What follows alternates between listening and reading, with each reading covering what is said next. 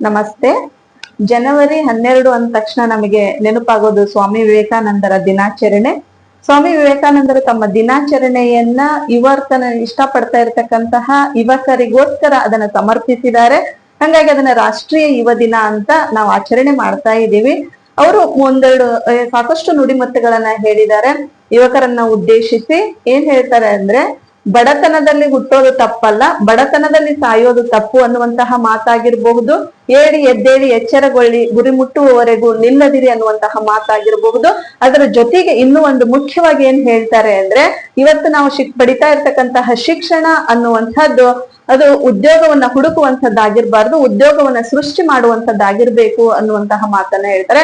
ಆ ವಿವೇಕಾನಂದರ ಆ ಹಿತನುಡಿಯನ್ನ ಪಾಲಿಸಿಕೊಂಡು ಇವತ್ತು 2016ರಲ್ಲಿ ಒಂದು ನಿತ್ಯಶ್ರೀ ಅನ್ನುವಂತಹ ಸೌಹಾರ್ದವನ್ನ ಪ್ರಾರಂಭ ಮಾಡಿ 8-9 ವರ್ಷಗಳ ಅಲ್ಪಾವಧಿಯಲ್ಲಿ 4 ಬ್ರಾಂಚ್ಗಳನ್ನ ಪ್ರಾರಂಭ ಮಾಡಿ ಇವತ್ತು ಸಾಕಷ್ಟು ಯಶಸ್ವಿಯನ್ನ ಕಂಡಿರ್ತಕ್ಕಂತಹ ಆ ವ್ಯಕ್ತಿಯನ್ನ ಇವತ್ತು ನಿಮ್ಮೊಂದಿಗೆ ಪರಿಚಯ ಮಾಡ್ತಾ ಇದ್ದೀನಿ. ಬನ್ನಿ.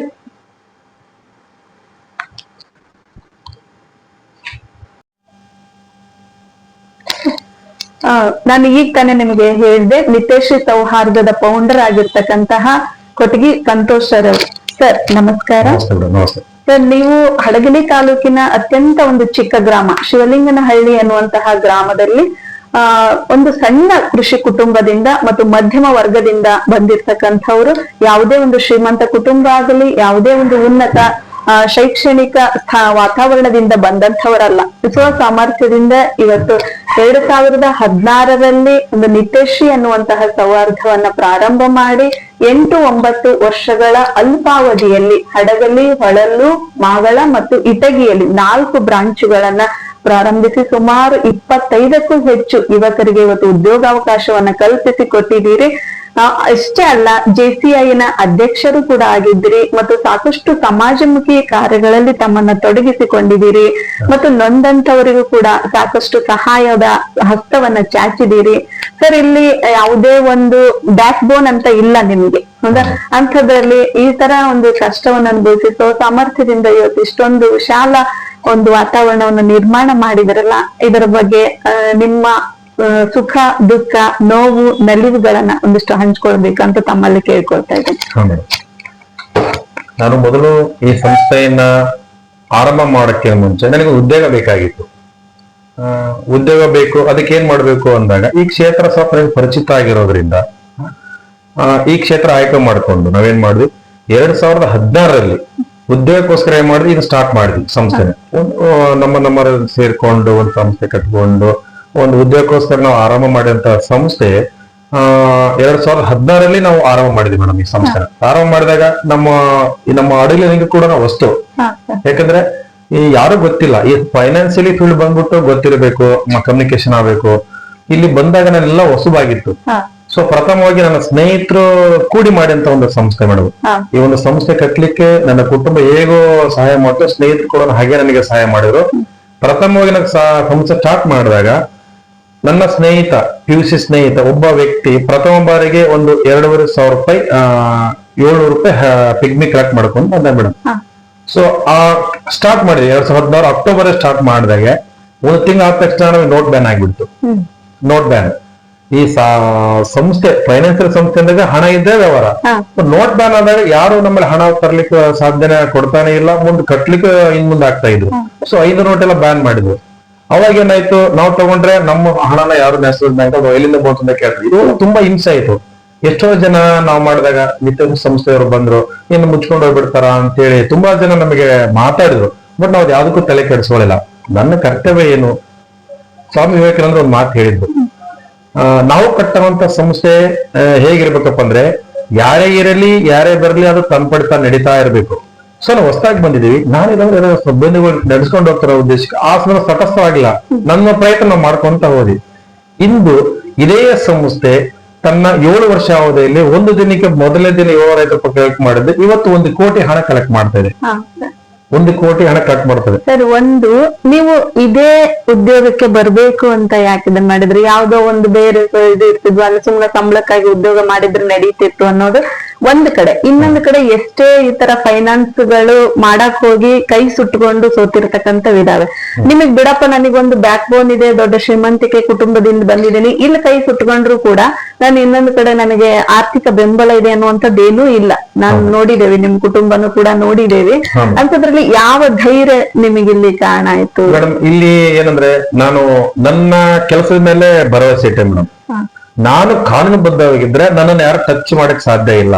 ಸಂಸ್ಥೆ ಉಳ್ಕೊಂಡು ಹೋಗುತ್ತೆ, ಬೆಳೆಯುತ್ತಿನ ಉದ್ದೇಶದಿಂದ ಕಾನೂನು ಚೌಕಟ್ಟಲ್ಲಿ ಸಂಸ್ಥೆ ನಡೆಸ್ತಾ ಇದೀವಿ. ಇದು ಒಂದು ಧೈರ್ಯ ಮೇಡಮ್ ಮೊದಲನೇದಾಗಿ. ಎರಡನೇದು, ಇವತ್ತು ನಾವು ಸಂಸ್ಥೆ ಆರಂಭ ಮಾಡಿದ ತಕ್ಷಣ ಒಮ್ಮೆಟ್ಟಿಗೆ ಯಾವ್ದು ಒಟ್ಟಿಗೆ ಬೆಳೆಯುವಂತದ್ದಲ್ಲ, ನಿರಂತರ ಪ್ರಯತ್ನ ಇರಬೇಕು. ಈ ಸಂದರ್ಭದಲ್ಲಿ ನಮ್ಮ ಧರ್ಮಪತ್ನಿಯವರು, ನಮ್ಮ ಕುಟುಂಬ ನಿರಂತರ ಸಹಾಯ ನೀಡಿದ್ರು. ಯಾರು ಸಂಘ ಸಂಸ್ಥೆಯಲ್ಲಿ ಹಣ ಹೇಳಿದೆ, ನೋಟ್ ಬ್ಯಾನ್ ಆದಾಗೆ ನಮ್ಗೆ ಹಣನ ಬರ್ಲಿಲ್ಲ.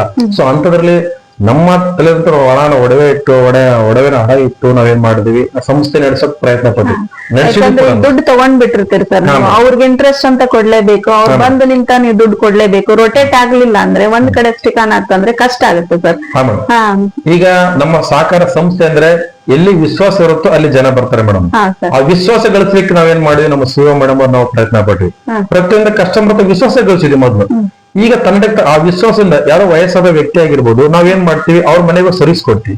ಬರೀ ಹಣ ತಗೊಂಡ್ಬರೋದಲ್ಲ. ಈ ಅನುಭವ ನಮ್ ತಾಯಿಗೂ ಕೂಡ ಆಗಿದೆ. ನೀವು ಅವ್ರಿಗೆ ನಡೆಯಕ್ಕಾಗಲ್ಲ ಅಂತ ಸಂದರ್ಭದಲ್ಲಿ ನೀವು ಡೋರ್ ಸರ್ವಿಸ್ ಕೂಡ ಕೊಟ್ರಿ, ಕರ್ಕೊಂಡೋಗಿ ಅವ್ರನ್ನ ಕಾರ್ನಲ್ಲಿ ಕರ್ಕೊಂಡೋಗಿ ಇದನ್ ಮಾಡಿದ್ದು. ಓಕೆ, ಈ ತರದಲ್ಲಿ ನೀವು ಬರೀ ಒಂದು ವ್ಯಾವಹಾರಿಕ ದೃಷ್ಟಿಕೋನ ಅಷ್ಟೇ ಅಲ್ಲ, ಮಾನವೀಯತೆಯಿಂದನೂ ಕೂಡ ನಡ್ಕೊಳ್ತಾ ಇರೋದ್ರಿಂದ ಇವತ್ತು ಸೌಹಾರ್ದದ ಬಗ್ಗೆ ಜಾಸ್ತಿ ವಿಶ್ವಾಸ ಬಂದಿರತಕ್ಕಂಥದ್ದು ಮತ್ತು ದುಡ್ಡು ಕೊಡೋದಕ್ಕೆ ಇವತ್ತು ಜನ ಮುಂದಾಗ್ತಾ ಇರೋದು ಕೂಡ ಒಂದು ಮುಖ್ಯ ಕಾರಣ ಅಂತ ನಾನು ಭಾವಿಸಿದ್ದೀನಿ ಸರ್. ಓಕೆ, ಈಗ 4 ಬ್ರಾಂಚ್ಗಳನ್ನ ಮಾಡಿದ್ರಲ್ಲ ಸರ್, ಯಾಕೆ ಒಂದ್ರಲ್ಲಿ ಸಾಕು ಬಿಡು ಅಂತ ಅನ್ಬೋದಿತ್ತು? ನಿಮ್ಗಿನ್ನೂ ಆ ದೊಡ್ಡ ಮಹದಾಸೆ ಇರೋದಕ್ಕೆ ಇದು ಆಗಿರ್ತಕ್ಕಂಥದ್ದು. ಬಟ್ ಹೇಗೆ ಅದನ್ನ ಟೈಮ್ ಸ್ಪೆಂಡ್ ಮಾಡ್ತೀರಿ ಸರ್ 4 ಬ್ರಾಂಚ್ಗಳಲ್ಲಿ? ಈಗ ಒಂದು ಸ್ವಂತ ಹಣನೇ ಕಾಯ್ಬೇಕಾದ್ರೆ ಕಷ್ಟ ಇರುತ್ತೆ. ಅಂತದ್ರಲ್ಲಿ 4 ಬ್ರಾಂಚ್ಗಳಲ್ಲಿ ಇವತ್ತು ತೆರ್ಕೊಂಡ್ಬಿಟ್ಟಿದ್ದೀರಿ ನೀವು, ಹಣ ತೆರ್ಕೊಂಡ್ಬಿಟ್ಟಿದೆ ಅಂತದ್ರಲ್ಲಿ. ಆಮೇಲೆ ಈಗ 4 ಬ್ರಾಂಚ್ಗಳ ವಾತಾವರಣ ಒಂದೇ ಇರಲ್ಲ ಸರ್. ಅಲ್ಲಿಯ ವ್ಯಾವಹಾರಿಕ ಮನಸ್ಥಿತಿಗಳು, ಮಾಗಳಾಗಿರ್ಬೋದು, ಇಟ್ಟಿಗೆ ಆಗಿರ್ಬೋದು, ಹೊಳಲಾಗಿರ್ಬೋದು, ಅಲ್ಲಿಯ ವಾತಾವರಣಗಳು ಹಿಂಗೆಲ್ಲ ಇದ್ದಾಗ ಅದನ್ನ ಹೇಗೆ ನೀವು ಬ್ಯಾಲೆನ್ಸ್ ಮಾಡ್ತೀರಿ? ಮೇಡಮ್, ಪ್ರಥಮವಾಗಿ ನಾನು ನಂಬಿದ್ದು ನಮ್ಮ ಸಹಕಾರ ಸಂಸ್ಥೆ ಅಂದ್ರೆ ವಿಶ್ವಾಸದಿಂದ ನಡೆಯುವಂಥದ್ದು ಅಂತ ಅವಾಗಲೇ ಹೇಳ್ಬಿಟ್ಟೆ. ನಾನೀಗ ಈ ವಿಶ್ವಾಸ ಇಟ್ಕೊಂಡು ನನಗೆ ಮಾಡಿದೆ. ಇದು ಒಂದು ಸಹಕಾರ ಕ್ಷೇತ್ರ ನಮಗೆ ಒಂದು ಅವಕಾಶ ಮೇಡಮ್, ಸಮಾಜ ಸೇವೆ ಮಾಡ್ಕೊಳ್ಳಕ್ಕೆ ಮಾಡುವಂತ ಒಂದು ವೇದಿಕೆ ಮೇಡಮ್ ಕ್ಷೇತ್ರ ಇದು. ನೋಡಿ, ನೀವು ಯಾವ್ದೇ ಕ್ಷೇತ್ರ ಕಸ್ಟಮರ್ ಅವರೇ ಹೋಗ್ತಾರೆ. ಇಲ್ಲಿ ನಮ್ಮಲ್ಲಿ ತಳಹಂತದಿಂದ ಕಸ್ಟಮರ್ ಸಿಗ್ತಾರೆ ನಮ್ಗೆ. ನಾವೊಂದು ಸಂಘ ಸಂಸ್ಥೆ ಲೋನ್ ಕೊಡ್ತೀವಿ ಮೇಲೆ ಕೂಲಿನಲ್ಲಿ ಮಾಡ್ತಿರ್ತಾರೆ. ಅವ್ರ ಹತ್ರ ನಾವು ಹೋದಾಗೆ ಆ ಪ್ರಥಮ ಪ್ರಜ್ಞೆ ನಮ್ಗೆ ಸಿಕ್ಬಿಡ್ತಾರೆ. ಆ ಮಹಿಳೆಯಲ್ಲಿ ಸಿಕ್ಕಾಗೆ, ಯಾವ್ದೇ ವ್ಯಕ್ತಿ ಸಿಕ್ಕಾಗೆ ಅವ್ರ ಹತ್ರ ಓಡಾಟ ಜಾಸ್ತಿ ಮಾಡ್ಕೊಳ್ತೀವಿ. ಅವಾಗ ಏನಾಗುತ್ತೆ, ಸಮಾಜ ಸೇವೆ ಮೇಡಮ್ ಇದು. ಸಮಾಜ ಸೇವೆ ಮಾಡ್ಲಿಕ್ಕೆ ಇದೊಂದು ಉತ್ತಮ ಅವಕಾಶ, ಉತ್ತಮ ಕ್ಷೇತ್ರ. ಈ ಕ್ಷೇತ್ರದಿಂದ ಅನೇಕ ದೊಡ್ಡ ದೊಡ್ಡ ವ್ಯಕ್ತಿಗಳು, ಸಿಎಂಗಳು ಆಗಿದ್ದಾರೆ, ಸಚಿವರುಗಳಾಗಿದ್ದಾರೆ, ಏನೋ ಅದು ತುಂಬಾ ವೇದಿಕೆ ಮಾಡ್ಕೊಂಡು ಅದ್ರ ಜೊತೆಗೆ ಅವರು ಬೆಳೀತಾ ಇದಾರೆ. ಈ ತರ ಎಲ್ಲ ಪ್ಲಾನ್ ಮಾಡ್ಕೊಂಡು ಏನ್ ಮಾಡಿದೆ, 2016ರಲ್ಲಿ ಪ್ರಧಾನ ಕಚೇರಿ ಸ್ಟಾರ್ಟ್ ಮಾಡಿದೆ. ಇಲ್ಲಿ ಒಂದು 5 ಜನರಿಗೆ ಉದ್ಯೋಗ ಕೊಟ್ಟಿವಿ ಮೇಡಮ್. ಈಗ ಅವಕಾಶ ಇದೆ, ಇದನ್ನ ನಮ್ಮ ತಾಲೂಕಲ್ಲಿ ವಿಸ್ತರಣೆ ಮಾಡ್ಬೇಕಂತ ಏನ್ ಮಾಡಿದ್ವಿ, 2017ರಲ್ಲಿ ಮಾಡಿ ಒಡಲು ಶಾಖೆಯಲ್ಲಿ ಆರಂಭ ಮಾಡಿದ್ವಿ. ಯಾಕಂದ್ರೆ ಆ ಕ್ಷೇತ್ರದಿಂದ ಇಲ್ಲಿ ಬರ್ಲಿಕ್ಕೆ ಜನ ಆಗಲ್ಲ. ಅಲ್ಲಿ ಫೈನಾನ್ಸ್ಗಳು ಜಾಸ್ತಿ ಹಾವಳಿ ಇರೋದ್ರಿಂದ ಸ್ವಲ್ಪ ಬೇಗ ಕಸ್ಟಮರ್ಗೆ ಹಣ ಸಿಗುವಂತದ್ದು ಕಷ್ಟ ಆಗುತ್ತೆ. ಅಲ್ಲಿ ಒಂದು ಶಾಖೆನ ಆರಂಭ ಮಾಡಿ, ಆ ಒಂದು ಶಾಖೆ ಆರಂಭ ಮಾಡ್ಲಿಕ್ಕೆ ಒಂದ್ ಸ್ವಲ್ಪ ದಿನ ತುಂಬಾ ಟೈಮ್ ತಗೊಂಡ್ವಿ. ಅಲ್ಲಿ ನೀವ್ ಹೇಳಿದಾಗೆ ಒಂದು ಕ್ಷೇತ್ರ ಇನ್ನೊಂದು ಕ್ಷೇತ್ರ ತರ ಇರಲ್ಲ. ಸೊ ಅಲ್ಲಿ ಜನಗ ಮತ್ತೆ ಫೈನಾನ್ಸಿಯಲ್ ಮನಸ್ಥಿತಿ ಅರ್ಥ ಮಾಡ್ಕೋಬೇಕು. ಅಲ್ಲಿ ಮತ್ತೆ ಯೋಚನೆ ಮಾಡಿ 1 ವರ್ಷ ಆದ್ಮೇಲೆ ಅಲ್ಲಿ ಒಂದು 4 ಜನ ಉದ್ಯೋಗ ತಗೊಂಡ್ವಿ. ಅದ್ರ ನಂತರ ಏನ್ ಮಾಡಿದ್ವಿ, ಅಲ್ಲಿ 1 ವರ್ಷ ಗ್ಯಾಪ್ ಕೊಟ್ಕೊಂಡ್ವಿ. ನಂತರ ಮಾಗ ಶಾಖೆ ಓಪನ್ ಮಾಡಿದ್ವಿ ಮೇಡಮ್. ಅಲ್ಲಿ ಯಾಕಂದ್ರೆ ಅಲ್ಲಿ ನಾವು ಓದಿರುವಂತ ಒಂದು ಊರಾಗಿರೋದ್ರಿಂದ ನಮ್ಮ ತಾಲೂಕಲ್ಲಿ ಕಾರ್ಯಕರ್ತರು ಬರೋದ್ರಿಂದ ಅಲ್ಲಿ ಒಂದು ಶಾಖೆ ಓಪನ್ ಮಾಡಿ ಅಲ್ಲಿ ಒಂದು 5 ಜನರಿಗೆ ತಗೊಂಡ್ವಿ. ಅದ್ರ ಜೊತೆಗೆ ಡಿಸೆಂಬರ್ 2023ರಲ್ಲಿ ಇಟಿಗೆ ಶಾಖೆಯಲ್ಲಿ ಪ್ರಾರಂಭ ಮಾಡಿದ್ವಿ. ಒಟ್ಟಾರೆಯಾಗಿ ನನ್ನ ಕಾರ್ಯಕ್ಷೇತ್ರದಲ್ಲಿ ನಿತ್ಯಶ್ರೀಯಿಂದ ಹೆಸರಿಂದ ಏನಾಗ್ಬೇಕು ಮೇಡಮ್, ಸಹಾಯ ಆಗ್ಬೇಕು, ಧನ ಸಹಾಯ ಆಗ್ಬೇಕು. ಅವ್ರಿಗೆ ಆರ್ಥಿಕನು ಸಹಾಯ ಮಾಡಿದ್ರೆ ಸಬಲೀಕರಣ ಆಗ್ತಾರೆ. ಯಾಕಂದ್ರೆ ಅವಾಗೆಲ್ಲ ಫೈನಾನ್ಸ್ ಸಾಲ ಇತ್ತು, ಒಂದು ಯಾರು ಸಾಲ ಕೊಡ್ತಾ ಇರಲಿಲ್ಲ. ನಾವೇ ಕೊಟ್ಬಿಟ್ಟು ಒಂದು ಅಂಗಡಿ ಇಡ್ಲಿಕ್ಕೆ ವ್ಯವಸ್ಥೆ ಮಾಡಿಕೊಟ್ಟು ಅವರಿಂದ ಚೇತನ ಆಗಿ ನಮಗೆ ಅವ್ರು ಬಡ್ಡಿ ಕಟ್ಬೇಕು. ಬರೀ ಲೋನ್ ತಗೋದಷ್ಟೇ ಅಲ್ಲ, ಆ ವ್ಯಕ್ತಿಗಳಿಂದ ಠೇವಣಿ ಮಾಡಿದಾರೆ ಮೇಡಮ್. ಇವತ್ತು ನಾವು ರಿಯಾಲಿಟಿ ಹೇಳ್ತೀನಿ ಮೇಡಮ್, ಈ ಒಂದು ಸಂಸ್ಥೆ ಕಟ್ಟಿದ್ರಿಂದ ನಾವು ಹೇಳಿದೆ ಸ್ವಾಮಿ ವಿವೇಕಾನಂದರ ಮಾತು, ನಾವ್ ಇರ್ಲಿ ಇಲ್ಲದೆ ಇರಲಿ ಸಂಸ್ಥೆ ನಡೀತಾ ಇದೆ, ಇರೋ ಸಿಬ್ಬಂದಿಗಳು ನಡೆಸ್ಕೊಂಡು ಹೋಗ್ತಾ ಇದಾರೆ. 25 ಜನ ಎಷ್ಟು ಅಚ್ಚುಕಟ್ಟಾಗಿ ಸಂಸ್ಥೆ ನಡೆಸ್ತಾ ಇದಾರೆ ಅಂದ್ರೆ ಬ್ಯೂಟಿಫುಲ್ ಆಗಿ ನಡೆಸ್ತಾ ಇದಾರೆ. ಇದ್ರ ಜೊತೆ 2,000 ಜನ ನಮ್ಮಲ್ಲಿ ಸದಸ್ಯರು ವ್ಯವಹಾರ ಮಾಡ್ತಾ ಇದಾರೆ. ಇನ್ನೇನ್ ಬೇಕು ಮೇಡಮ್, ಎಂಟೈರ್ ಎಲ್ಲಾ ತಾಲೂಕಲ್ಲಿ ತುಂಬಾ ಬ್ಯೂಟಿಫುಲ್ ಆಗಿ ವ್ಯವಹಾರ ಮಾಡ್ತಾ ಇದಾರೆ. ಕೇವಲ ನಾವು ಸಂಸ್ಥೆ ನಾವೇನು ಒಂದು ಪ್ಲಾನ್ ಮಾಡಿದ್ವಿ, ಸಂಸ್ಥೆ ಆ ಒಂದು ಸಂಸ್ಥೆ ಬ್ರಾಂಚ್ ಆರಂಭ ಮಾಡಿದ ಮೇಲೆ ಆ ಕಾರ್ಯಕ್ಷೇತ್ರದಲ್ಲಿ ಪ್ರಗತಿಪರ ರೈತರು ಯಾರಾದ್ರೆ, ಹೈನುಗಾರಿಕೆಯಲ್ಲಿ ಯಾರು ಉತ್ತೇಜನ ಹೊಂದಿದ್ದಾರೆ, ಸಾಹಿತ್ಯ ಕ್ಷೇತ್ರದಲ್ಲಿ ಇದ್ದಾರೆ, ಶಿಕ್ಷಣ ಕ್ಷೇತ್ರದಲ್ಲಿ ಈ ಎಲ್ಲರನ್ನು ಕೂಡಿಕೊಂಡು ಆ ಒಂದು ಉದ್ಘಾಟನೆ ಕಾರ್ಯಕ್ರಮ ಅವ್ರಿಗೊಂದು ಗುರುಸುವಂತ ಕಾರ್ಯಕ್ರಮ, ಸನ್ಮಾನ ಮಾಡುವಂಥದ್ದು, ಈ ಒಂದು ಮೆಂಟಾಲಿಟಿ ಬೆಳೆಸ್ಕೊಂಡು ನಾವು ಒಂದು ಸಂಸ್ಥೆ ಸ್ಟಾರ್ಟ್ ಮಾಡ್ಕೊಂಡು ಚೆನ್ನಾಗಿ ಉತ್ತಮ ರೀತಿಯಲ್ಲಿ ತಾಲೂಕಲ್ಲಿ ಹೊಂಟಿದೆ ಅಂತ ನಾನು ಹೇಳಿಕ್ಕೆ ಇಷ್ಟಪಡ್ತೀನಿ ಮೇಡಮ್. ಜೈ ಮತ್ತೆ ಜೆಸಿ ಓಕೆ, ಇದ್ರ ಜೊತೆಗೆ ನೀವು ಇನ್ನು ಸಮಾಜಮುಖಿ ಅಂತ ನಾ ಹೇಳಿದೆ. ಜೆಸಿ ಅಧ್ಯಕ್ಷರಾಗಿನೂ ಕೂಡ ನೀವು ಎಷ್ಟು ವರ್ಷ ಸರ್ ಜೆಸಿ ಅಧ್ಯಕ್ಷರು? 1 ವರ್ಷ. 10 ತಿಂಗಳ ಅವಧಿ ಇರುತ್ತೆ. 10 ತಿಂಗಳ ಅವಧಿಯಲ್ಲಿನೂ ಕೂಡ ಯಶಸ್ವಿಯಾಗಿ ಕಾರ್ಯಚಟುವಟಿಕೆಗಳನ್ನ ಮಾಡಿದ್ರಿ. ಮತ್ತು ಪರಿಸರ ಚಟುವಟಿಕೆಗಳು ಬಂದಾಗ ಅಲ್ಲಿ ಸ್ಕೂಲ್ಗಳಿಗೆ ಹೋಗಿ ಮರಗಳನ್ನ ನೆಡುವುದರ ಮೂಲಕ ಪರಿಸರ ಕಾರ್ಯಕ್ರಮಗಳನ್ನ ಮಾಡಿದ್ರಿ.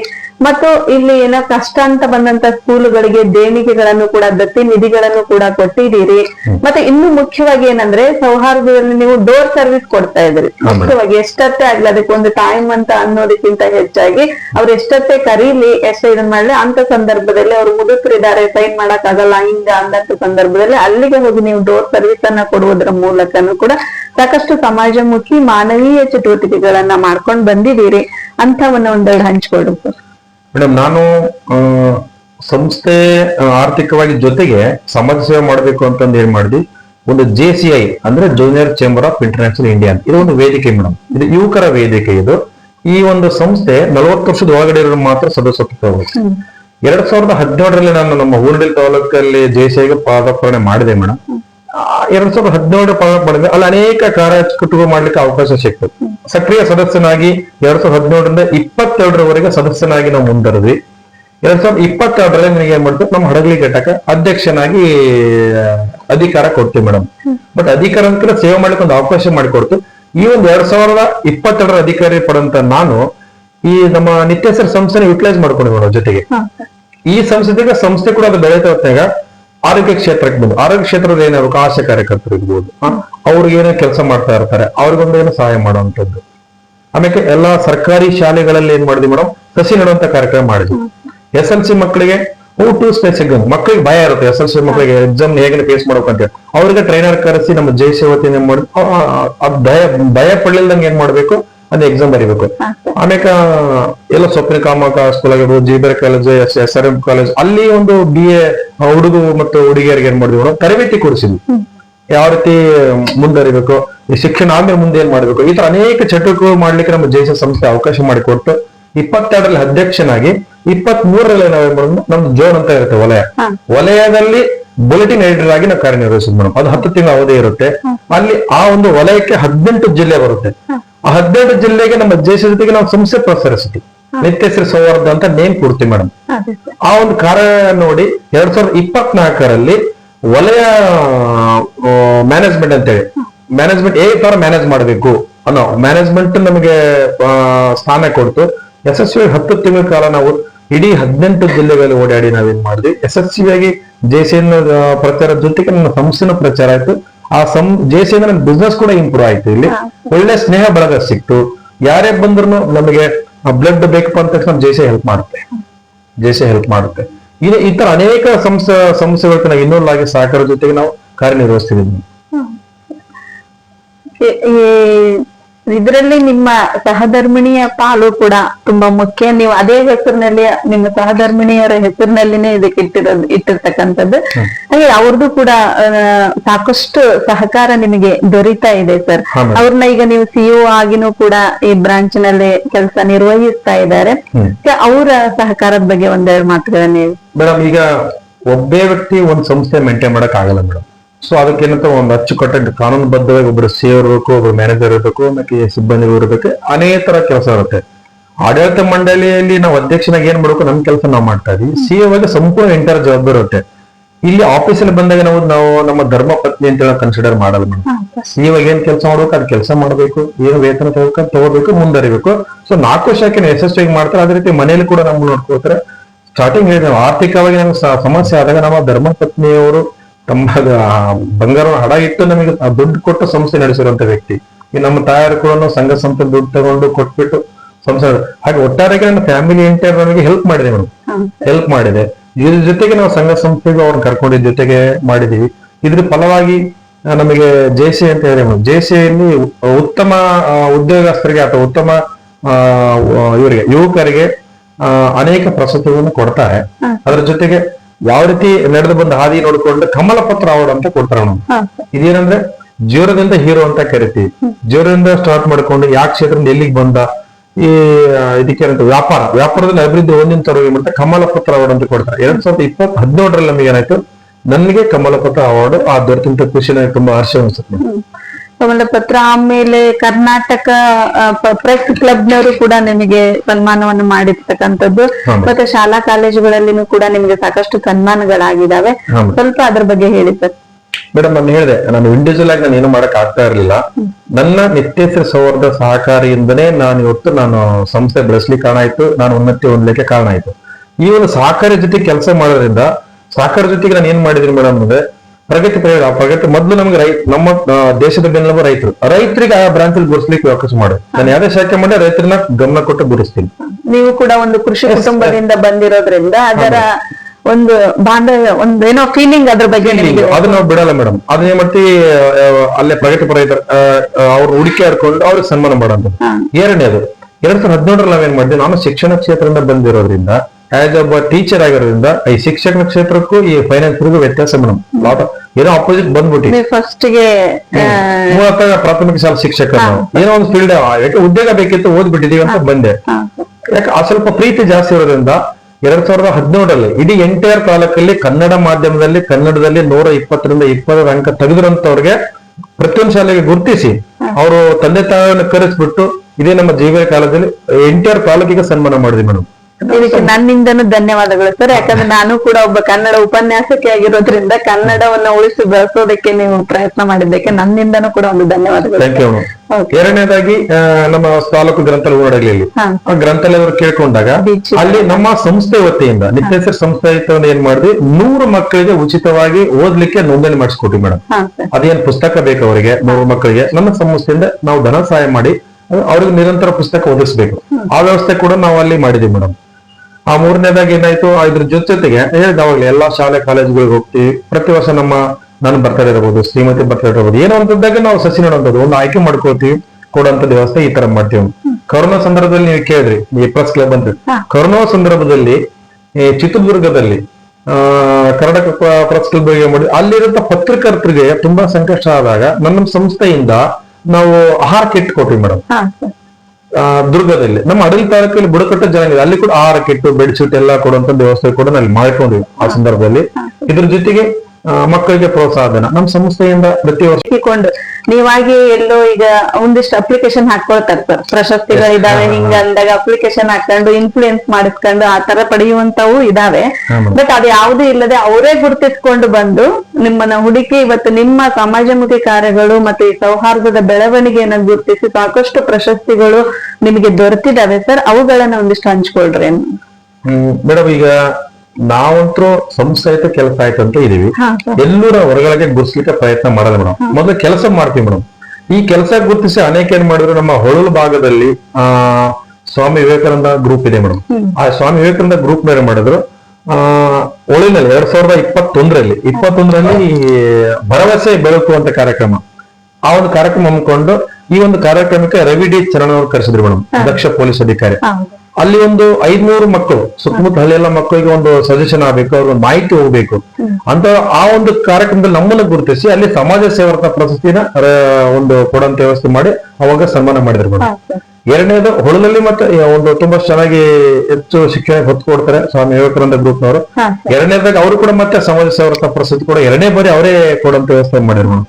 ಕೊನೆಯದಾಗಿ ಮೊನ್ನೆ 2023ರಲ್ಲಿ ನೀವು ಇಲ್ಲಿ ನೋಡ್ತಾ ಇದ್ರಿ ಕರ್ನಾಟಕ ಪ್ರೆಸ್ ಕ್ಲಬ್ ಬೆಂಗಳೂರು ಮತ್ತು ತಾಲೂಕು ಹೂರಡಗಿ ಈ ಪ್ರೆಸ್ ಕ್ಲಬ್ ನಮಗೆ ಅರಿವಿರದಂತೆ ನಮ್ಮನ್ನು ಗುರುತಿಸಿ ಸಹಕಾರ ಸೇವರತ್ನ ಪ್ರಶಸ್ತಿ ನೀಡಿ ನಮಗೆ ನಾವು ಭಾಗಿಯಾಗಿದ್ವಿ. ಇದಕ್ಕೆ ನಾವು ಎಲ್ಲ ನಮ್ಮ ತಾಲೂಕಿನ ಸರ್ವ ಸದಸ್ಯರು ನಾನು ಧನ್ಯವಾದವನ್ನು ಅರ್ಪಿಸ್ತೇನೆ ಮೇಡಮ್. ಇಷ್ಟೆಲ್ಲ ನಮ್ಮ ಸಹಕಾರ ಕ್ಷೇತ್ರದಿಂದ ಸಾಧ್ಯ ಇದು. ಸೊ ಇದಕ್ಕೆ ನಮ್ಮ ಕುಟುಂಬನ ಸಹಾಯ ಮಾಡಿದ್ರೆ ನಮ್ಮ ಸಿಬ್ಬಂದಿ ವರ್ಗನ ಹೆಚ್ಚು ನಮ್ಗೆ ಒತ್ತು ಕೊಡ್ತೀವಿ ಮೇಡಮ್. ಒಬ್ರೆ ಯಾರು ಏನು ಮಾಡ್ಲಿಕ್ಕೆ ಸಾಧ್ಯ ಇಲ್ಲ. ಎಲ್ಲ ಸಹಕಾರ ಕ್ಷೇತ್ರ ಸಹಕಾರದಿಂದ ಹೋಗ್ಬೇಕು.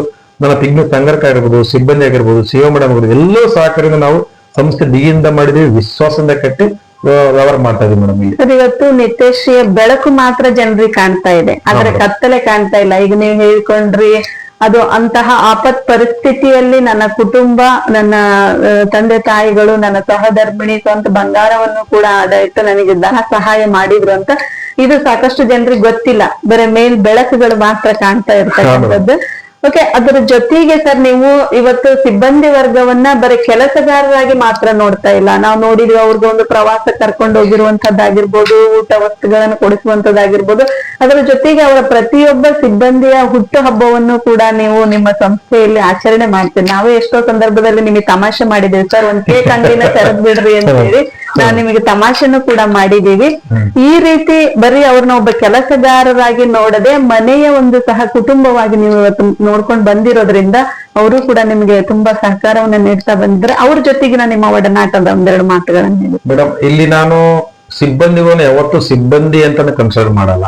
ಅದ್ ಯಾವ್ದೇ ವ್ಯಕ್ತಿ ಆಗ್ಲಿ, ಆಸ್ ಎ ಫ್ಯಾಮಿಲಿ ನಾವೇನ್ ಮಾಡ್ತೀವಿ, ನಿತ್ಯಶ್ರೀ ಫ್ಯಾಮಿಲಿ ಅಂತ ಒಂದು ಗ್ರೂಪ್ ಮಾಡ್ಕೊಂಡು ಮೇಡಮ್, ನಮ್ದು ಏನೇ ಇದ್ರು ಅದ್ರಲ್ಲಿ ಮೆಸೇಜ್ ನೋಡ್ಕೊಳ್ತೀವಿ, ಕಮ್ಯುನಿಕೇಶನ್ ಮಾಡ್ಕೊಳ್ತೀವಿ. ಯಾವ್ದೇ ಸಿಬ್ಬಂದಿ ಯಾವತ್ತು ಅವ್ರ ಮನೆಗೆ ಹೇಗಿರ್ತಾರೋ ಗೊತ್ತಿಲ್ಲ, ನಮ್ಮ ನಿತ್ಯಶ್ರೀ ಪರಿವಾರಕ್ಕೆ ಅವ್ರು ಬಂದಿದ್ರ ಮೇಲೆ ಆಸ್ ಅ ಫ್ಯಾಮಿಲಿ. ಸೊ ಅವತ್ತು ನಾನೇನ್ ಹೇಳಿದೀನಿ, ಯಾರದೇ ಹುಟ್ಟಹಬ್ಬ ಇದ್ರು ನಮ್ಮ ಸಂಸ್ಥೆಯ ಬ್ರಾಂಚ್ ಅಲ್ಲಿ ಹುಟ್ಟಹಬ್ಬ ಆಚರಿಸ್ಬೇಕು. ಅವ್ರು ಖುಷಿ ಇರ್ಬೇಕು. ಸಿಬ್ಬಂದಿ ಖುಷಿ ಇದ್ರೆ ಕಸ್ಟಮರ್ ಜೊತೆ ಖುಷಿಯಿಂದ ಇರ್ತಾರೆ. ಬಟ್ ಇದರಿಂದ ಬರ್ತಡೇ ಮಾಡಿದ ಖುಷಿ ಅಂತ ಅಲ್ಲ, ಬಟ್ ಎಲ್ಲಾ ರೀತಿಯಲ್ಲಿ ಖುಷಿಯಲ್ಲಿ ಇರ್ಬೇಕು ಅವ್ರು ಇದ್ದಾಗ. ಅದು ಒಂದು ಇದು ಕಾರಣ ಅಷ್ಟೇ, ನೆಪ ಅಷ್ಟೇ. ಬಟ್ ನಮಗೆ ಯಾವಾಗ ಸಿಬ್ಬಂದಿಗಳು ಹೆಲ್ತಿ ಇರ್ಬೇಕು ಮೇಡಮ್, ಖುಷಿಯಿಂದ ಇರ್ಬೇಕು. ಇದ್ರ ಜೊತೆಗೆ ಬರೀ ಬರ್ತಡೇ ಮಾಡೋದಲ್ಲ, ಇವ್ರಿಗೆ ವರ್ಷಕ್ಕೊಂದ್ಸರಿ ಏನೋ ಪ್ರವಾಸ ಮಾಡೋದಾಗಿರ್ಬೋದು, ಎಲ್ಲ ಒಂದು ಒಟ್ಟಿಗೆ ಹೋಗೋದಾಗಿರ್ಬೋದು. ಅವ್ರವ್ರ ಕಮ್ಯುನಿಕೇಶನ್. ಈ ನೋಡಿ 26 ಜನ ಯಾರ ಫ್ಯಾಮಿಲಿ ಏನೋ ಗೊತ್ತಿಲ್ಲ, ಒಟ್ಟಿಗೆ ಕುಟುಂಬ ಇದಾರೆ. ಈ ಸಿಬ್ಬಂದಿಗೆ ನಾವೇನ್ ಮಾಡಿದ್ವಿ ಮೇಡಮ್, ಈಗ LIC ಕೂಡ ಇನ್ಸೂರೆನ್ಸ್ ಮಾಡಿಸಿದ್ವಿ. ಏನೋ ಒಂದ್ ಎಲ್ಲ ಹೋಗಿರ್ತಾರೆ, ಏನಾಯ್ತು ಅವ್ರಿಗೆ 2-3 ಲಕ್ಷ ಬರ್ಬೇಕು ಪ್ರತಿ ವರ್ಷ ಮಾಡೋಂಥದ್ದು ನಮ್ ಸಂಸ್ಥೆಯಿಂದ ಮಾಡ್ತೀವಿ. ಇದನ್ನ ಯಾರನ್ನ ನಾವು ಸಿಬ್ಬಂದಿ ಅಂತ ನೋಡಲ್ಲ ಮೇಡಮ್, ಆಸ್ ಅ ಫ್ರೆಂಡ್ಲಿ ಫ್ಯಾಮಿಲಿಗೆ ಅವ್ರು ಬಂದಿಲ್ವಾ, ಸೊ ಆ ಕೆಲಸ ನಾವು ಆಗ್ತಾ ಇರ್ಬೇಕು, ಕೆಲಸ ನಿಲ್ಬಾರ್ದು. ಈ ರೀತಿ ಒಡನಾಟ ಇಟ್ಕೊಂಡು ಎಲ್ಲ ಒಂದೇ ಕುಟುಂಬ ತರ ಮಾಡ್ಕೊಂಡು ನಿತ್ಯಶ್ರೀ ಪರಿವಾರ ಹೋಗ್ತಾ ಇದೀವಿ ಮೇಡಮ್. ಹೀಗೆ ಹೋಗ್ಲಿ ಅಂತೇಳಿ ನಾನು ಆಶಿಸ್ತೇನೆ. ಇದ್ರ ಜೊತೆಗೆ ಇನ್ನೊಂದು ಸಂಸ್ಥೆ ಪರವಾಗಿ ಹೇಳ್ತೀನಿ ಮೇಡಮ್, ಖುಷಿ ತಂದ್ರೆ ವಿಚಾರ ಅಂದ್ರೆ, ಹೊಳಲು ಗ್ರಾಮದಲ್ಲಿ ಒಬ್ಬ ನಮ್ಮ ಸದಸ್ಯರು ಎಕ್ಸ್ಪರ್ಟ್ ಆದ್ರು. ಆ ವ್ಯಕ್ತಿ 1 ಲಕ್ಷ ಸಾಲ ತಗೊಂಡಿದ್ರು. ಆ ಸಾಲ ಏನಾಯ್ತು, ನಾವು ಜಸ್ಟ್ ಒಂದು ಇನ್ಸೂರೆನ್ಸ್ ಅಂತ ಮಾಡ್ತೀವಿ ಮೇಡಮ್, ಯಾವ್ದೇ ಆಗಿರ್ಲಿ. ಅವ್ರ ರಿಟರ್ನ್ 1 ಲಕ್ಷ ಅವ್ರ ಮನೆಗೆ ಹೋಗಿ ನಾವು ಸಿಬ್ಬಂದಿಯವರು ಎಲ್ಲ ಸರ್ವ ಸಿಬ್ಬಂದಿ ಹೋಗಿ ಅವ್ರಿಗೆ ಹಣ ತಲುಪಿಸಿದ್ರೆ ಆ ಖುಷಿ ನಮಗೆ ತಡ್ಕೊಳಕ್ ಆಗಿಲ್ಲ. ಅದು ನಮಗೆ ಧನ್ಯ, ನಾವು ಸಂಸ್ಥೆ ಕಟ್ಟಿ ಧನ್ಯ ಅನಿಸುತ್ತೆ ಮೇಡಮ್. ಯಾಕಂದ್ರೆ ಮುಂದೆ ಅವರು ಆಧಾರ ಸ್ತಂಭನ ಕಳ್ಚಿ ಹೋಗಿದೆ. ಮುಂದೆ ಏನು ಅಂದಾಗ ನಾನು ಸಾಲನ ಮನ್ನಾ ಮಾಡಿದೀವಿ ಮೇಡಮ್. ಯಾಕಂದ್ರೆ ನನಗೆ ಇನ್ಸೂರೆನ್ಸ್ ಕಟ್ಟಿ ಆ ಅಮೌಂಟ್ ನನಗೆ ಸಂಸ್ಥೆ ಕೊಟ್ಟಿದ್ರಿಂದ ನಾವೆಲ್ಲ ಸಿಬ್ಬಂದಿಗೆ ಚೆಕ್ ಮುಖಾಂತರ ಅವರಿಗೆ ಹಣವನ್ನ ನೀಡಿದ ತಕ್ಷಣ ಖುಷಿ ಪಟ್ಟರು. ಮತ್ತೆ ಆ ಖುಷಿಯಿಂದ ಏನ್ ಮಾಡಿದ್ರು, ಆ ಇಡೀ ಫ್ಯಾಮಿಲಿ ನಮ್ಮಲ್ಲಿ ಇನ್ಸೂರೆನ್ಸ್ ತಗೊಂಡ್ ಮಾಡ್ತೀವಿ. ಮುಂದೆ ನಮಗೆ ಇರ್ಲಿ ಸರ್, ನಿಮ್ಗೆ ಹೆಲ್ಪ್ ಮಾಡಿದ್ರಂತ. ಇದು ನನ್ನ ಸಂಸ್ಥೆಯಿಂದ ತುಂಬಾ ಖುಷಿ ಪಟ್ಟಂತ ವಿಚಾರ ಮೇಡಮ್. ಸರ್, ಇವತ್ತು ಲಕ್ಷ್ಮಿ ಚಂಚಲೆ ಅಂತ ಹೇಳ್ತಾರೆ, ಹಂಗಾಗಿ ನೀವು ಇವತ್ತು ದಿನನಿತ್ಯ ಆ ಲಕ್ಷ್ಮಿಯ ಜೊತೆಗೇನೆ ಇವತ್ತು ವ್ಯವಹಾರ ಮಾಡ್ಬೇಕಾಗಿರುತ್ತೆ. ಅಂದ್ರೆ ದುಡ್ಡಿನ ಜೊತೆಗೇನೆ ವ್ಯವಹಾರ ಮಾಡ್ಬೇಕಾಗಿರ್ತಕ್ಕಂಥದ್ದು. ದುಡ್ಡು ಐತಿ ಅಂತ ಹೇಳಿ ನೀವು ನಿಮ್ಮ ಮಿತಿಯನ್ನ ಮೀರದೆ, ಸರ್ಕಾರಿಯ ಒಂದು ನಿರ್ಬಂಧಗಳೇನಿದಾವೆ, ಚೌಕಟ್ಟುಗಳೇನಿದಾವೆ, ಅವುಗಳ ಅಡಿಯಲ್ಲಿಯೇ ನೀವು ಇವತ್ತು ನಡ್ಕೊಂಡು ಹೋಗ್ತಾ ಇರೋದ್ರಿಂದ ಸೌಹಾರ್ದ, ನಿತ್ಯಶ್ರೀ ಸೌಹಾರ್ದ ಯಾವುದೇ ಆಚೆ ಈಚೆ ಹೋಗದೆ ಒಂದೇ ದಾರಿಯಲ್ಲಿ ಹೋಗ್ತಾ ಇದ್ದು ಇವತ್ತು ಯಶಸ್ಸನ್ನ ಕಂಡ್ಕೊಂಡಿದೆ. ಆದ್ರೂ ಕೂಡ ಇದರಲ್ಲಿ ಒಂದಿಷ್ಟು ಯಾವ್ದಾದ್ರು ಅಡೆತಡೆಗಳು, ತೊಂದರೆಗಳನ್ನು ಕೂಡ ನೀವು ಅನುಭವಿಸಿರ್ತೀರಿ ಸರ್. ಈಗ ಕಟ್ಟದೆ ಇರ್ತಕ್ಕಂತಹ ಜನವರ್ಗವನ್ನು ಕೂಡ ನೋಡಿರ್ತೀರಿ. ಆ ತರದ ಅನುಭವಗಳೇನಾದ್ರು ಸ್ವಲ್ಪ ನೋವಿನ ಅನುಭವಗಳು? ಮೇಡಮ್, ಈಗಂದ್ರೆ ಫೈನಾನ್ಸಿಯಲಿ ತಗೋಬೇಕಾದ್ರೆ ತುಂಬಾ ಚೆನ್ನಾಗಿರ್ತಾರೆ. ನೀವ್ ಹೇಳಿದ್ರಿ ಕಾನೂನು ಚೌಕಟ್ಟು ಅಂತ ಹೇಳಿ, ಬಟ್ ನಾವು ಕಾನೂನು ಚೌಕಟ್ಟು ಮೀರಲ್ಲ. ಸಮಯ ಒಂದೇ ರೀತಿ ಇರಲ್ಲ. ಒಬ್ಬ ವ್ಯಕ್ತಿ ಏನ್ ಮಾಡ್ಕೊಳ್ತಾರೆ, ಸರ್ ಕಟ್ಲಿಕ್ಕೆ ಆಗಲ್ಲ ಸರ್, ಹಿಂಗ್ ಸಮಸ್ಯೆ ಇದೆ ಅಂತ ಹೇಳ್ತಾರೆ. ಇದು ನೋಡಪ್ಪ, ಜನರ ಹಣ, ಸಹಕಾರ ಕ್ಷೇತ್ರ, ಇದು ನೀವು ಕಟ್ಟಿದ್ರೆ ನಾವು ಇನ್ನೊಬ್ರು ಕೊಡ್ಲಿಕ್ಕೆ ಆಗುತ್ತೆ, ಸ್ಯಾಲರಿ ಕೊಡ್ಲಿಕ್ಕೆ ಆಗುತ್ತೆ. ಇದು ಕ್ಲಿಯರಿಟಿ ಮಾಡ್ಬೇಕು. ಈ ತರ ನಾವು ಮನವೊಲಿಸಿದಾಗ ಮೇಡಮ್ ಯಾವ ವ್ಯಕ್ತಿ ನಿಲ್ಸಲ್ಲ. ಇಲ್ಲಿ ಇರೋದಂತದ್ದು ಕಮ್ಯುನಿಕೇಶನ್ ಮೇಡಮ್. ಮತ್ತೊಬ್ರು ಸಹಕಾರ ಕೊಟ್ಟು ನಡೆಯುವಂಥದ್ದು. ಇಲ್ಲಿ ನಾನೇ ಅಧ್ಯಕ್ಷ ಇದೀನಿ, ನಾನೇ ಅಂದ್ರೆ ನಡೆಯೋದಿಲ್ಲ. ಸೊ ಸಹಕಾರ ಕ್ಷೇತ್ರದಿಂದ ನಾವು ಬಂದಿರೋದ್ರೆ ಸಹಕಾರ ಕೊಟ್ಟು ಯಾರು ಇಲ್ದೇ ಇಲ್ಲ ಅಂತ ವ್ಯಕ್ತಿ ಇಲ್ಲ ಮೇಡಮ್. ನೀವ್ ಹೇಳಿದಂಗೆ ಅಡೆತಡೆಗಳು ಆಗಿದಾವೆ, ಈಗಲೂ ಇದಾವೆ. ಅವ್ರು ನಾವು ಮನವೊಲಿಸಿ ಮಾಡೋಂತ ವ್ಯವಸ್ಥೆ ಮಾಡ್ತಾ ಇದೀವಿ ಮೇಡಮ್. ಅದ್ರ ಬಗ್ಗೆ ಇಲ್ಲ. ಈಗ ನೋಡಿ, ನಿತ್ಯಶ್ರೀ ಅಂದ್ರೆ ಅರ್ಥ ಹೇಳಿ ಮೇಡಮ್. ನಿತ್ಯ ಅಂದ್ರೆ ದಿನಲು, ಶ್ರೀ ಅಂದ್ರೆ ಲಕ್ಷ್ಮಿ. ನಮ್ಮಲ್ಲಿ ದಿನಲಕ್ಷ್ಮಿ ಇರ್ಬೇಕು. ನೀವ್ ಹೇಳಿದ್ರೆ ಕಾನೂನು ಚೌಕಟ್ಟು ಮೀರಿಲ್ಲ, ಮೀರೋದು ಇಲ್ಲ. ಹಾಗಾಗಿ ನಿತ್ಯಶ್ರೀ ತುಂಬಾ ಚಂದ ನಡೀತಾರೆ. ನಿತ್ಯಶ್ರೀ ಚಂಚಲೆ ದುಡ್ಡು ಚಂಚಲೆ. ಹಣ ಆದ್ರೆ ನೀವು ನಿಮ್ಮ ಮಾನಸಿಕ ಸ್ಥಿಮಿತತೆಯನ್ನ ಮತ್ತು ಕಾನೂನಿನ ಚೌಕಟ್ಟನ್ನ ಸಮತೋಲನದಲ್ಲಿ ಕಾಯ್ಕೊಂಡು ಹೋಗ್ತಾ ಇರೋದ್ರಿಂದ ಇವತ್ತು ನಿತ್ಯಶ್ರೀ ಅಲ್ಲಲ್ಲ ಕೊಲ್ಲಲು ಆಗದೆ ಸಮಾನ ಸ್ಥಿತಿಯಲ್ಲಿ ನಡ್ಕೊಂಡು ಹೋಗ್ತಾ ಇರತಕ್ಕಂಥದ್ದು. ಸರ್, ಅದ್ರ ಜೊತೆಗೆ ಮತ್ತೆ ಮುಂದಿನ ಇನ್ನು ಯೋಜನೆಗಳೇನಿದಾವೆ ಮತ್ತು ನಿಮಗೆ ಈ ತರ ಒಂದು ಮಾರ್ಗದರ್ಶನ ಕೂಡ ಸಾಕಷ್ಟು ವ್ಯಕ್ತಿಗಳು ನಿಮಗೆ ಇದಾಗಿದ್ದಾರೆ. ಈಗ ವಿಕಾಸ ಬ್ಯಾಂಕಿನ ವಿಶ್ವನಾಥ್ ಸರ್ ಆಗಿರಬಹುದು, ಮತ್ತೆ ಈ ತರ ನೀವು ಯಾರೆಲ್ಲ ಮಾರ್ಗದರ್ಶನಗಳನ್ನು ಕೂಡ ಪಡ್ಕೊಂಡಿದ್ದೀರಿ ಅಂತ ಯಾರನ್ನಾದ್ರೂ ನೀವು ಇಲ್ಲಿ ಹೆಸರು ಹೇಳೋದಿಕ್ಕೆ ಬಯಸ್ತೀರಾ, ನೆನೆಸ್ಕೊಳ್ಳೋದಿಕ್ಕೆ ಬಯಸ್ತೀರಾ? ಈ ಸಂದರ್ಭದಲ್ಲಿ ಒಂದು ಸಂಸ್ಥೆ ನಾವು ಅಚ್ಚುಕಟ್ಟಾಗಿ ಒಯ್ಯಬೇಕಪ್ಪ ಅಂದ್ರೆ ಕಾನೂನು ಇರ್ಬೇಕು ಮೇಡಮ್. ಈ ರೀತಿ ನಮಗೆ ಸಂಪೂರ್ಣ ಸ್ಟಾರ್ಟಿಂಗ್ ಕಾನೂನು ಕೂಡ ಗೊತ್ತಿರಲ್ಲ. ನಾವು ಸಜೆಷನ್ ತಗೊಂಡಿದ್ದು ವಿಶ್ವನಾಥ್ ಹಿರೇಮಠ ಅಂತ ಹೇಳಿ ವಿಕಾಸ್ ಬ್ಯಾಂಕ್ ನಿರ್ದೇಶಕರು. ಅವರು 22 ಬ್ರಾಂಚ್ ಇದಾವೆ. ಇದರಿಂದ ಬಂದವರಲ್ಲ, ಮಾಡ್ಕೊಂಡವರಲ್ಲ, ಒಬ್ಬ ಪ್ರಾಥಮಿಕ ಶಿಕ್ಷಕರಾಗಿ ನಂತರ ಈ ವೃತ್ತಿಗೆ ಜಂಪ್ ಆಗಿರತಕ್ಕಂಥವ್ರು. ಹಾಗಾಗಿ ಒಂದು ಯಾವ್ದಾದ್ರು ಒಂದು ಬುನಾದಿ ಬೇಕಾಗುತ್ತಲ್ಲ ಸರ್, ಆತರ ಮಾರ್ಗದರ್ಶನದ ಬುನಾದಿ. ಮೇಡಮ್, ಇಲ್ಲಿ ಆರಂಭ ಮಾಡಿದಾಗ ಸಂಪೂರ್ಣ ನೀವ್ ಹೇಳಿದಂಗೆ ಮಾಹಿತಿ ಏನು ಇರ್ಲಿಲ್ಲ. ಆರಂಭ ಮಾಡಿದ್ವಿ, ಬಟ್ ಒಂದು ಮೈಂಡ್ ಅಲ್ಲಿ ಇತ್ತು, ನಾವು ತಪ್ಪು ಮಾಡಬಾರ್ದು ಜನರದ ಹಣ ಅಂತ ಹೇಳ್ಕೊಂಡು ಮಾರ್ಗದರ್ಶನ ಬೇಕಾಯ್ತು. ನಮ್ಮ ಸಂವರ್ಧ ಸಾಕ ನಿರಂತರ ಮಾರ್ಗದರ್ಶನ ಕೊಡ್ತಾ ಇದೆ. ಇದ್ರ ಜೊತೆಗೆ ನಾವು ವಿಶ್ವನಾಥ್ ಹಿರೇಮಠ ಸರ್ ಅಂತ ನಮ್ಮ ಹೊಸಪೇಟೆಯಲ್ಲಿ ವಿಕಾಸ್ ಬ್ಯಾಂಕ್, ಅವರು ತುಂಬಾ ಜೀನಿಯಸ್ ಪರ್ಸನ್. ಯಾವುದೇ ವ್ಯಕ್ತಿಗಳು ನೀಟಾಗಿ ಕುಣಿಸಿ ಕಾನೂನು ಮೀರ್ ಮಾಡ ಅಂತ ಹೇಳ್ತಾರೆ. ಅವ್ರನ್ನ ನಾವು ಗುರುವಾಗಿ ಇಟ್ಕೊಂಡು ಅವ್ರನ್ನ ಕೇಳ್ಕೊಂತ ಸಂವರ್ಧ ಸಹಕಾರಿನೂ ಒಂದು ಮಾರ್ಗದರ್ಶನ ಇಟ್ಕೊಂಡು ಅಚ್ಚುಕಟ್ಟಾಗಿ ನಡೆಸ್ಕೊಂತ ಇದೀವಿ. ಈ ಸಂದರ್ಭದಲ್ಲಿ ನನಗೆ ಏನು ಸಹಕಾರ ನೀಡಿದ್ದಾರೆ ಎಲ್ಲರೂ ನೆನೆಸ್ತೀನಿ ಮೇಡಮ್. ಅವ್ರ ಸಿಬ್ಬಂದಿ ಆಗಿರ್ಬೋದು, ದೊಡ್ಡವರು, ಅವರೆಲ್ಲರಿಂದ ಸಹಕಾರ ಸಂಸ್ಥೆ ನಮ್ದು ಬೆಳೀತಾ ಇದೆ. ಬೆಳೀಲಿ, ನಿರಂತರ ನಡೀಲಿ ಅಂತ ಆಶಿಸ್ತೇನೆ. ಹಾಗೇನೆ ಯುವಕರಿಗೆ ಒಂದು ಮೆಸೇಜ್ ಕೊಡ್ತೀನಿ. ನಾನೇ ಅದನ್ನ ಕೇಳ್ತಾ ಇದ್ದೆ ಸರ್. ನೀವು ಇವತ್ತು ಯುವಕರು ಬರೀ ಅಲ್ಲಿ ಉದ್ಯೋಗ ಹುಡುಕ್ಬೇಕು, ಇಲ್ಲಿ ಉದ್ಯೋಗ ಹುಡುಕ್ಬೇಕು, ಉದ್ಯೋಗ ಇಲ್ಲ ಅಂತೇಳಿ ಸಫರ್ ಆಗ್ತಕ್ಕಂತ ವಾತಾವರಣಗಳನ್ನ ಸಾಕಷ್ಟು ನೋಡಿದೀವಿ. ಆಮೇಲೆ ಸರ್ಕಾರಿ ಉದ್ಯೋಗನೇ ಅಂತ ಹೇಳಿ ಹುಡುಕ್ತಾ ಇರ್ತಕ್ಕಂಥವ್ರನ್ನು ನೋಡಿದೀವಿ. ಅವ್ರನ್ನ ಉದ್ದೇಶಿಸಿ ನೀವೇನಾದ್ರೂ ಒಂದೆರಡು ಮಾತುಗಳನ್ನ ಹೇಳ್ತೀರಾ? ಮೇಡಮ್, ಈ ವಿಚಾರದಲ್ಲಿ ಹೇಳೋದಾದ್ರೆ ಯುವಕರ ಉದ್ದೇಶ ಒಂದೇ ಒಂದು ಮಾತು ಹೇಳ್ತೀನಿ ಮೇಡಮ್. ಶಿಕ್ಷಣ ಅನ್ನೋದು ಅಥವಾ ಡಿಗ್ರಿ ಅನ್ನೋದು ಕೇವಲ ಸರ್ಕಾರಿ ಕೆಲಸ ತಗೊಳಕ್ ಅಲ್ಲ. ಈ ಒಂದು ಶಿಕ್ಷಣ ನಮ್ಮ ಜೀವನ ಹೇಗೆ ರೂಪಿಸಬೇಕು ಅನ್ನೋ ಉದ್ದೇಶ ಹೇಳ್ತೀನಿ ಮೇಡಮ್. ಶಿಕ್ಷಣ ತಗೊಂಡು ನಮ್ಮ ಜೀವನ ಹೇಗೆ ರೂಪಣೆ ಮಾಡ್ಕೋಬೇಕು ಅನ್ನೋ ಡಿಗ್ರಿ ನಮಗೆ ಕಲಿಸ್ಕೊಡೋ ಪಾಠ. ಇದು ನಾವು ಸರ್ಕಾರಿ ಜಾಬ್ ಬೇಕೇ ಬೇಕು ಅಂತೇಳಿ ನಾವು ಓದಿದ್ರೆ ಅದಲ್ಲ ಮೇಡಮ್. ಈ ಶಿಕ್ಷಣ ಕೊಡುತ್ತೆ, ಇದರಿಂದ ಅನೇಕ ದಾರಿ ಇದೆ ಮೇಡಮ್ ದುಡಿಲಿಕ್ಕೆ. ಮಾರ್ಗದರ್ಶನ, ಇದು ನಾಲೆಡ್ಜ್. ಶಿಕ್ಷಣ ಬರೀ ನಾಲೆಡ್ಜ್ ಅಷ್ಟೇ, ಜ್ಞಾನ ಅಷ್ಟೇ. ಆ ಜ್ಞಾನ ಉಪಯೋಗ ಮಾಡ್ಕೊಂಡು ನಾವೇನೆಲ್ಲ ಸಾಧಿಸುವ ಅನೇಕ ಉದ್ಯೋಗಗಳಿದಾವೆ. ಇವಾಗ ಅವಾಗ ಹೇಳಿದ್ರೆ ಬೇರೆ ಬೇರೆ ಸಂಸ್ಥೆಯಲ್ಲಿ ಮಾಡ್ಕೊಂಡಿದ್ದೆ, JCI ಅಂತ ತಗೊಂಡೆ. ಅಲ್ಲಿಂದ ಸ್ನೇಹಿತರು ಸಿಕ್ಕರು, ಅದರಿಂದ ಬೇರೆ ಬಿಸ್ನೆಸ್ ಮಾಡ್ತಾ ಇದೀವಿ ಬೇರೆ ತಾಲೂಕಲ್ಲಿ. ಸೊ ಹಿಂಗ್ ಲಿಂಕ್ ಸಿಗ್ತವೆ. ಅದಕ್ಕೆ ನಾನು ಯುವಕರಿಗೆ ಅಷ್ಟೇ ಹೇಳಿದೆ, ಬರೀ ಓದಿದಂತ ಹೇಳ್ಕೊಂಡು ಮನೆ ಕುತ್ಕೋಬೇಡಿ. ಮಾಡ್ಲಿಕ್ಕೆ ತುಂಬಾ ಕೆಲಸ ಇದಾವೆ, ಅನೇಕ ದಾರಿಗಳಿದಾವೆ. ಹುಡುಕಿ, ಸ್ವಸಮರ್ಥನ ಹುಡ್ಕೊಂಡ್ಬಿಟ್ರೆ ನಮ್ಮ ಕಾಲಲ್ಲಿ ನಾವು ನಿಂತೀವನ್ನ. ಇನ್ನೊಬ್ಬರ ದಾಸರ ಹೆಂಗಾಗೋದ್ ಬೇಡ. ನಮ್ಮನ್ನ ಕಷ್ಟಪಟ್ಟು ಅಪ್ಪ ಅಮ್ಮ ಸಾಕಿರ್ತಾರೆ, ಅವ್ರಿಗೆ ನಾವು ನೋಯಿಸದನೆ ಅವ್ರ ಜೊತೆಗೆ ಇಟ್ಕೊಂಡು ಒಟ್ಟಿಗೆ ಹೋಗೋಣ ಅಂತೇಳಿ ನಾನು ಕೇಳ್ಕೊತೀನಿ. ಸರ್, ಇನ್ನೂ ಒಂದೇನಂದ್ರೆ ಇಲ್ಲಿ ಆತರ ಒಂದು ಹಂಬಲ ಇರ್ತಕ್ಕಂಥದ್ದು, ಅದ್ರ ಜೊತೆಗೆ ನೀವು ಸಾಕಷ್ಟು ಶ್ರಮ ಪಟ್ಟಿದ್ದೀರಿ ಸರ್. ಅದು ಎಷ್ಟೊತ್ನಾಗ ಆಗಿರ್ಲಿ, ರಾತ್ರಿ ಹಗಲು ಅಂದೆ, ಇವತ್ತ ಆ ಟೈಮಿಗೆ ಅಲ್ಲಿ ಇರ್ಬೇಕಪ್ಪ, ಯಾರಾದ್ರೂ ಡೆಪಾಸಿಟ್ ಮಾಡ್ತಾರೆ ಅಥವಾ ಪಿಗ್ಮಿ ಮಾಡ್ತಾರೆ ಅನ್ನೋ ಸಂದರ್ಭದಲ್ಲಿ ಇನ್ ಟೈಮ್ ನೀವು ಅಲ್ಲಿ ಹೋಗಿ ಅಲ್ಲಿಗೆ ಸರ್ವಿಸ್ ಕೊಟ್ಟಿರ್ತಕ್ಕಂಥದ್ದಾಗಿರ್ಬೋದು. ಈ ತರ ದಣಿ ಅರಿಯದೆ ಇವತ್ತು ನೀವು ಕೆಲಸ ಮಾಡಿರೋದು ಕೂಡ ಈ ಬೆಳವಣಿಗೆಗೆ ಕಾರಣ ಆಗಿದೆ ಸರ್. ನೀವು ನಿಮ್ಮ ಸಂಪೂರ್ಣ ಕುಟುಂಬ, ನೀವಷ್ಟೇ ಅಲ್ಲ, ನಿಮ್ಮ ಸಂಪೂರ್ಣ ಕುಟುಂಬ ಇವತ್ತಲ್ಲಿ ಭಾಗಿಯಾಗಿರೋದಕ್ಕೆ ಕಾರಣ ಆಗಿದೆ. ಅಂದ್ರೆ ಇಲ್ಲಿ ಇಚ್ಛಾಶಕ್ತಿ ಇರ್ಬೇಕು, ಅದ್ರ ಜೊತೆಗೆ ಶ್ರಮಾನು ಕೂಡ ಇರ್ಬೇಕು ಸರ್. ಶ್ರಮಾನು ಕೂಡ ಇದ್ದಾಗ ಮಾತ್ರ ಸಾಧ್ಯ ಆಗುತ್ತೆ. ಇನ್ ಟೈಮ್ ನಾವು ಸರ್ವಿಸ್ ಕೊಟ್ಟಾಗ ಯಾರಾದ್ರೂ ಅದನ್ನ ಬೆಂಬಲಿಸ್ತಾರೆ ಅನ್ನುವಂಥದ್ದಕ್ಕೆ ನೀವೇ ಇಲ್ಲಿ ಒಂದು ಸ್ಪಷ್ಟ ಉದಾಹರಣೆ ಆಗಿರ್ತಕ್ಕಂಥದ್ದು. ಈ ರೀತಿ ಇನ್ನೂ ಹೆಚ್ಚು ಹೆಚ್ಚು ಮಟ್ಟದಲ್ಲಿ ನಿಮ್ಮ ಬ್ರಾಂಚ್ಗಳು ಬೆಳೀಲಿ ಅಂತ ನಾನು ಕೂಡ ಆಶಿಸ್ತೇನೆ ಸರ್. ಅದರ ಜೊತೆಗೆ ಇನ್ನು ಬೇರೆ ಬೇರೆ ಯೋಜನೆಗಳು ತುಂಬಾ ನಿಮ್ ತಲೆಯಲ್ಲಿದ್ದಾವೆ. ಇದಕ್ಕಷ್ಟೇ ನಾವು ಚಿಕಾನ್ ಆಗ್ಬಾರ್ದು, ಇಲ್ಲಿ ಒಂದಿಷ್ಟು ಜನರಿಗೆ ಉದ್ಯೋಗ ಕೊಟ್ಟೆ ಮತ್ತೆ ಇನ್ನೊಂದು ಕಡೆ ಜಂಪ್ ಆಗ್ಬೇಕು ಅನ್ನುವಂತಹ ರೀತಿಯಲ್ಲಿ ಅವ್ರು ಇಲ್ಲಿ ಮಾಡ್ಕೊಂಡು ಹೋಗ್ಲಿ, ಇನ್ನೊಂದು ಕಡೆ ಮತ್ತೊಂದು ಉದ್ಯೋಗ ಸೃಷ್ಟಿ ಮಾಡಿ ಇನ್ನೊಂದಿಷ್ಟು ಉದ್ಯೋಗವನ್ನ ಅವಕಾಶ ಮಾಡಿಕೊಡ್ಬೇಕು ಅನ್ನುವಂತಹ ಗುರಿಗಳು ನಿಮ್ಮಲ್ಲಿದ್ದಾವೆ ಅನ್ನುವಂಥದ್ದನ್ನ ನಾನು ಮನಗಂಡೆ. ಇನ್ನು ಹೆಚ್ಚಿನ ಮಟ್ಟದಲ್ಲಿ ಇದು ಬೆಳೀಲಿ, ನಿಮ್ಮ ಕುಟುಂಬಕ್ಕೂ ಮತ್ತು ಸಮಾಜಕ್ಕೂ ಒಳ್ಳೇದಾಗ್ಲಿ ಅಂತ ಹೇಳಿ ನಾನು ಆಶಿಸ್ತಾ ನಿಮ್ಮ ಸಮಯವನ್ನ, ಬಿಡುವಿಲ್ಲದ ಸಮಯವನ್ನ ನಮಗೋಸ್ಕರ ವ್ಯಯ ಮಾಡಿದ್ದಕ್ಕೆ ಧನ್ಯವಾದಗಳನ್ನ ಸಲ್ಲಿಸ್ತಾ ಇದ್ದೀನಿ. ತುಂಬ ಧನ್ಯವಾದ. ನಮಸ್ತೆ ಮೇಡಮ್. ಸರ್ ಜೊತೆಗೂ ಸವಾರದ ಬಗ್ಗೆ ನಮಸ್ತೆ ಮೇಡಮ್. ಸರ್ ಜೊತೆಗೂ ಸವಾರದ ಬಗ್ಗೆ ಸಾಕಷ್ಟು ಮಾತುಗಳನ್ನ ಮಾತಾಡಿದ್ವಿ.